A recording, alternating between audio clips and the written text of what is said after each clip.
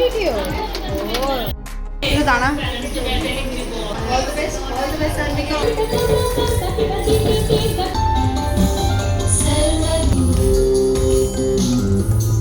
Hello everyone, I am Atre. Welcome back to my channel everyday echoes Atre. আজকের ব্লগে থাকবে ঋদ্ধি কার কাছে ব্যাঙ্গালোরের নাচ শেখে এবং কোথায় শেখে, কোন ম্যামের কাছে শেখে, কতদিন ধরে শিখছে, সমস্ত কিছু এই ব্লগের মধ্যে জানাবো। ঋদ্ধির আছে ডান্স ক্লাসের অ্যানুয়াল প্রোগ্রাম, তারই প্রস্তুতি চলছে। সেদ্ধ ভাত, আলু সেদ্ধ আর হচ্ছে আলুর লাউ বড়ি দিয়ে সেদ্ধ ভাত দিয়ে কাঁদের করে নিয়ে যাচ্ছি। নিজে থেকে একবার দেখে নে। ড্রেস, জুয়েলারিজ, এভরিথিং এখানে হচ্ছে ব্যাকপ্যাক হয়ে গেছে। ও পাশে টিফিন, খাবার দাবার সামনে নিয়েছি, ওকে লাঞ্চ দেবে, আমরা লাঞ্চ করে যাচ্ছি। আমরা রেডি হয়ে গেছি। ঋদ্ধির আজকে ডান্স প্রোগ্রাম আছে, মোটামুটি ও এখনো পর্যন্ত কিছু রেডি হয়নি, ওখানে গিয়ে মেকআপ হবে, সব কিছু হবে। তো চুলটা করে দিয়েছি, ও খোপা করবে। চলুন আমরা বেরিয়ে পড়ি। ওর বাবারও অফিসের এখন কাজ আছে, অফিসের কাজ ছেড়ে তারপরে ওর বাবা আসবে, আমাদের সাথে জয়েন করবে। ঠিক আছে, চলুন। আমরা অটো করে যাচ্ছি।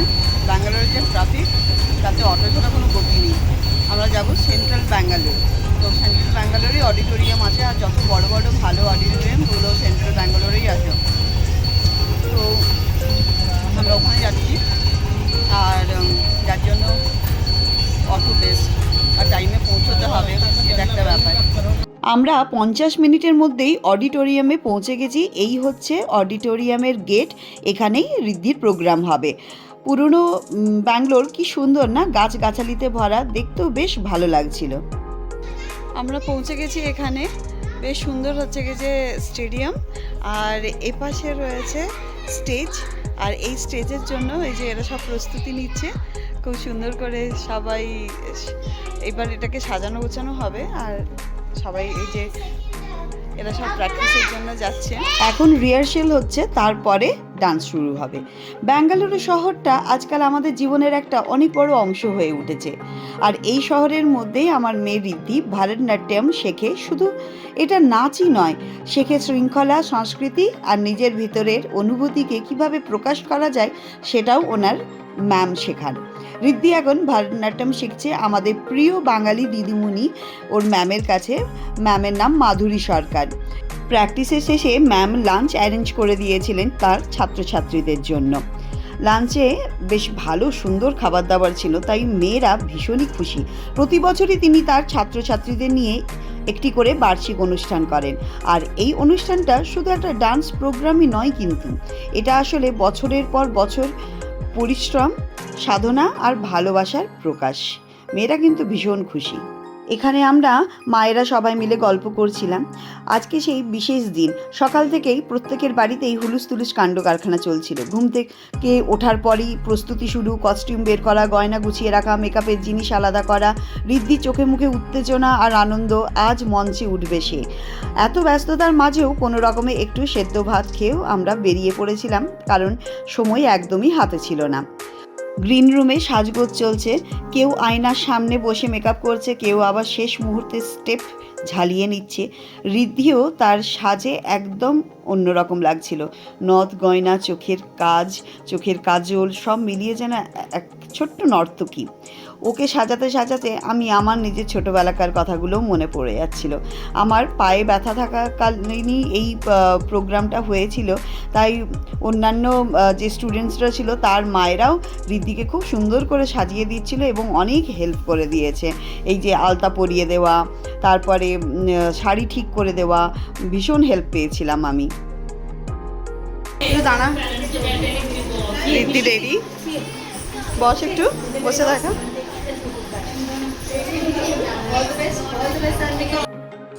We will be beginning this evening with a traditional puja to Lord Nagaraja, seeking his blessings for this evening's performance, after which we'll have a formal beginning with the lamp lighting. Thank you. এই হচ্ছে ঋদ্ধির dance ma'am, নাচের দিদিমণি। অনুষ্ঠান শুরু হলো। নটরাজকে প্রণাম বিনাই তো আর অনুষ্ঠান শুরু হবে না, আগে নটরাজের পুজো হবে, তারপরে অনুষ্ঠান শুরু হবে। ধীরে ধীরে দর্শক সারিও ভরে উঠল। কিছুক্ষণের মধ্যেই চিফ গেস্টরা এলেন। এত গুণী মানুষ, এত বিখ্যাত মানুষ, এত বড় বড় ডান্সার, ওনাদের গুণ, ওনাদের কথাবার্তা শুনে আমরা একসঙ্গে সবাইকে দেখে সত্যি মুগ্ধ হয়ে গেলাম। তাদের উপস্থিতিতেই অনুষ্ঠানটার গুরুত্ব যেন আরও বেড়ে গেল। ঋদ্ধির ডান্স স্কুলের নাম নিগম সুধা, আর ঋদ্ধি দাঁড়িয়ে আছে ওই নিগম সুধা বোর্ডটার ঠিক নিচে, ডান হাত থেকে 3 নম্বর। প্রত্যেককেই তো চান্স দিতে হয়। এর পরের ডান্সে ও সামনে আছে, সেখানে ওকে ভালোভাবে দেখতে পাবেন। প্রত্যেককে কি সুন্দর লাগছে দেখুন, ছোট্ট ছোট্ট নর্তকী।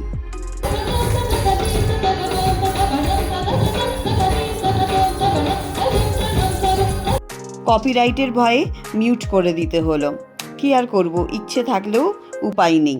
প্রায় 2 ঘন্টা ধরে অনুষ্ঠান চলল। একের পর এক ক্লাসিক্যাল ডান্স পারফরমেন্স, ভারতনাট্যমের প্রতিটি মুদ্রা, প্রতিটি ভাব এত সুন্দরভাবে ফুটিয়ে তুলেছিল প্রত্যেকটি ছোট্ট ছোট্ট বাচ্চা, চোখ ফেরানো কঠিন হয়ে যাচ্ছিল। বাচ্চাদের পারফরমেন্স দেখেও অবাক হতে হলো আমাদেরকে। এত ছোট বয়সে এত পরিণত অভিব্যক্তি সত্যি কিন্তু প্রশংসার যোগ্য। ঋদ্ধির পারফরমেন্স দেখেও আমাদের বুক ভরে গেল গর্বে।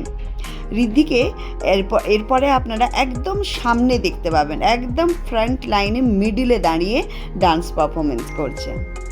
এই দেখুন, ব্লু কালারের ড্রেসে মিডিলে দাঁড়িয়ে আছে, এই যে একদম দেখুন, এই যে একদম ওকে ফোকাস করেছি, এটাই হচ্ছে ঋদ্ধি।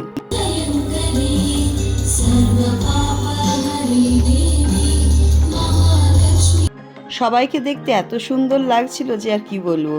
আর ঋদ্ধিকে আমরা যত দেখছিলাম তত মুগ্ধ হয়ে যাচ্ছিলাম, শুধু ভাবছিলাম দেখতে দেখতে মেয়েটা কতখানি বড় হয়ে গেল। আর ওকে যত দেখছি তত আমার ছোটোবেলাকার আমার পারফরমেন্সের কথাগুলো মনে পড়ে যাচ্ছিল। ওকে দেখে যেন মনে হচ্ছে আমারই নিজের স্বপ্নগুলো ধীরে ধীরে ও পূরণ করে দিচ্ছে। ওকে আপনারা সকলে আশীর্বাদ করবেন যাতে ও অনেক বড় হতে পারে, মানুষের মতো মানুষ হতে পারে, আর ওর জীবনের স্বপ্নগুলো যেন ও নিজে পূরণ করতে পারে ধীরে ধীরে।